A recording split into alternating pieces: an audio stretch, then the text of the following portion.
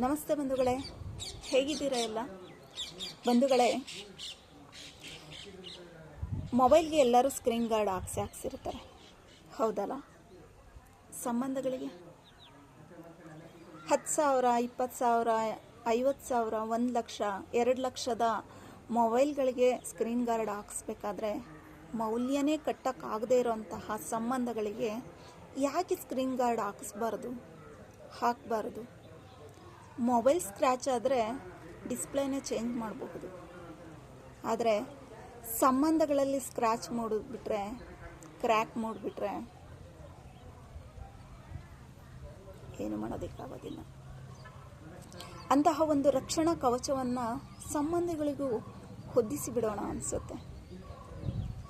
ಪ್ರೀತಿ, ಮಮತೆ, ಹೊಂದಾಣಿಕೆ, ಕ್ಷಮೆ, ನನ್ನದು ಅನ್ನುವಂತಹ ಒಂದು ಸೆಳೆತ,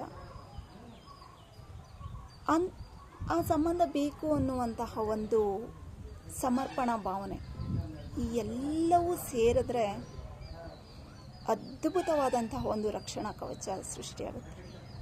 ಹಾಕಿಸ್ಬಿಡೋಣ. ಕೊನೆ ಉಸಿರಿರೋವರೆಗೂನಾದರೂ ಸಂಬಂಧಗಳು ಹಾಗೆ ಉಳಿದು ಬಿಡಲಿ. ಏನಂತೀರಾ?